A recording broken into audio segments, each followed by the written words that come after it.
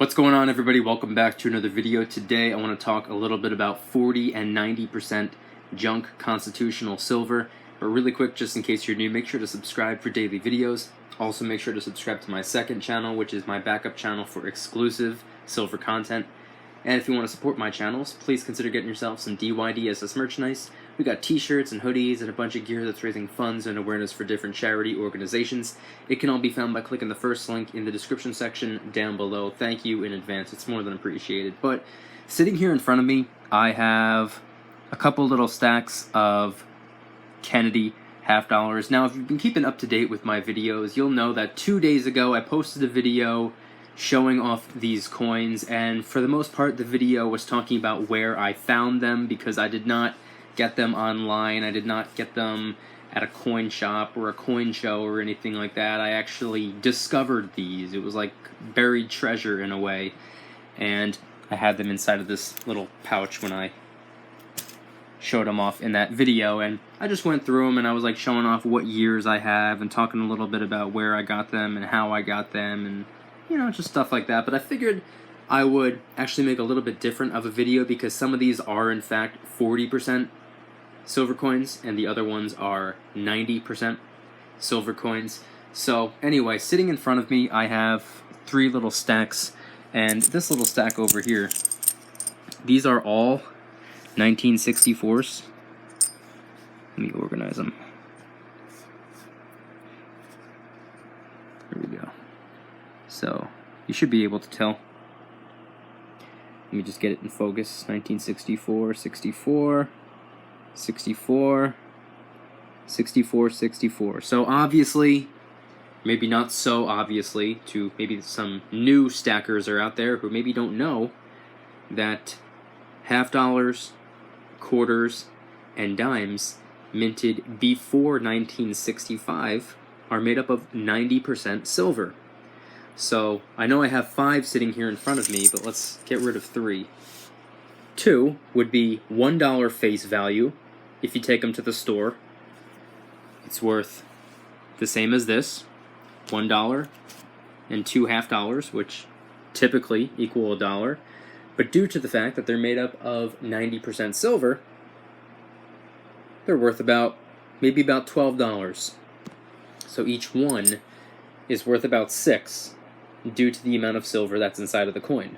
So one of these, even though face value is only worth 50 cents, silver content wise, it's worth 6 of these, which I know for the longtime stackers out there, this is common sense and common knowledge, but even for me, someone who's been doing this for a little over a year, almost a year and a half actually, it still blows my mind, and it's still really exciting to talk about. So when it comes to $half, to get to a full ounce, I mean, we're working with fractions and decimals at this point, but when it comes to $half, at least 90%, it would take approximately 3 to equate to a full ounce of silver. Obviously, the math is off by a little bit, but when it comes to $half, this is the closest you can get to an ounce of silver. Now, if you were working with 90% silver, quarters, and dimes, it might be a little bit easier. Maybe you can get it a little bit closer, but when it comes to $half, that's just the point I want to make. So I have 5 from 1964. These sitting here in front of me are all 90% silver. So let's get rid of these for a second. Now all of these, someone organized them by years, and I just mixed them back up because it doesn't really matter. These are all 65 through 68, which means they're made up of 40% silver. Because back when coins used to be made up of 90% silver, I believe they realized, wow, that's a lot of money that we're packing into this. So I think they reduced the silver content for, well, maybe several reasons, but that's my theory. So these 4 we'll work with first. 68, 68, 68, 68. All 40% silver.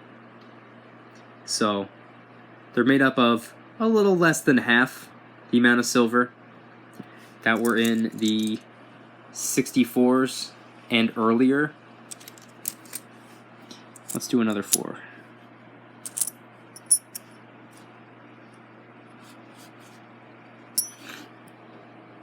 $68, $68, $68, $68. Okay, maybe I didn't shuffle them up all that much, but yeah, once again, these are 40% silver.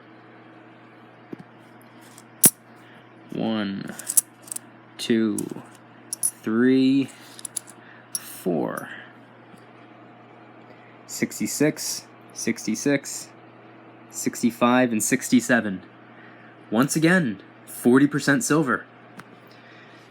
Like I was saying, after 1964, moving into 1965, I imagine they said to themselves, hey, you know, we're putting a lot of valuable metal into these coins that are only supposedly worth 50 cents.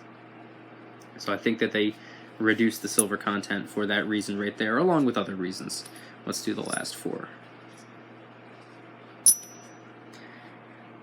67, 67, 67, 67. Once again, 40% silver.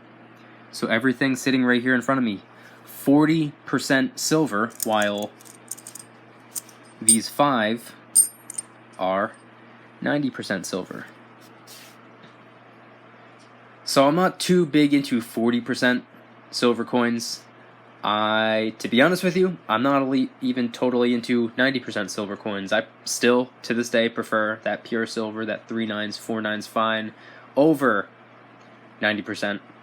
But when it comes to junk silver, I would much rather have 90% than 40%. But hey, 40%, you're just working with, you know, smaller denominations. You know, it's like comparing $1 bills to a $5 bill, or a 10 or a 20, $100 bill.